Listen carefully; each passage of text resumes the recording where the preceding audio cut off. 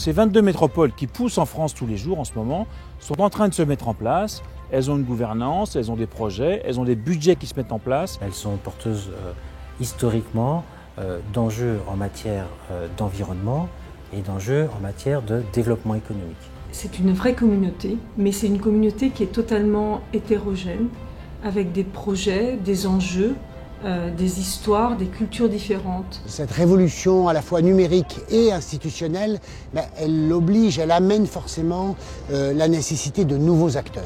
Comment faire des belles métropoles et des métropoles qui fonctionnent? Une des bonnes réponses pour comprendre ce que vont être ces métropoles et ce qu'elles vont faire, avec quels moyens, c'est de créer donc cet institut des hautes études des métropoles. Une métropole, c'est un véritable enjeu, une complexité, beaucoup d'énergie, beaucoup de technicité, des tas de problèmes à régler, l'habitat, les transports, l'énergie, le logement, les bouchons, la sécurité, la logistique, je ne sais pas si vous imaginez, il faut être capable de régler tout ça en même temps pour que ça marche. Et donc on voit bien que les dirigeants de ces métropoles, ils ont besoin d'être très outillés à la fois en connaissances, en réflexes, en retour d'expérience pour faire leur boulot tous les jours correctement. La bonne idée, là, c'est de mettre en relation des acteurs du public et du privé de haut niveau qui ont vocation à construire cette métropole de demain, ces métropoles de demain. L'Institut des hautes études doit être vraiment là pour faire ce pont et pour nous aider à aller plus vite, comme je le disais, pour qu'on soit à même de répondre aux enjeux du XXIe siècle.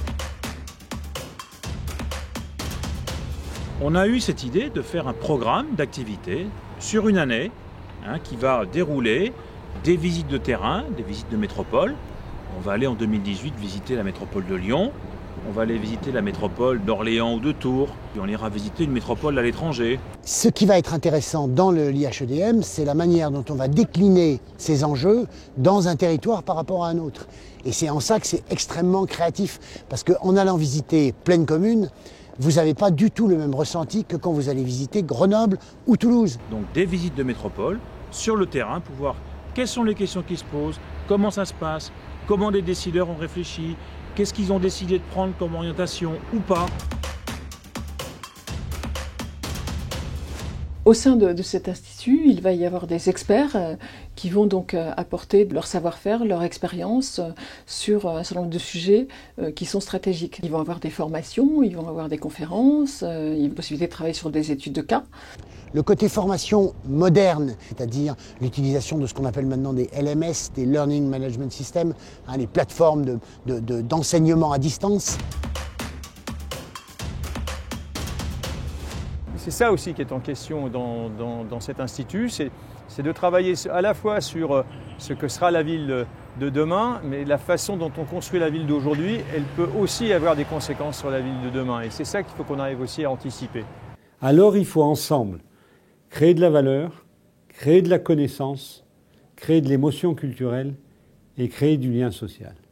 Si sur un territoire, vous essayez de faire cela, alors vous êtes une métropole. Moi j'ai toujours pensé que la ville elle se construisait par un vrai PPPP, c'est-à-dire un partenariat public-privé-population.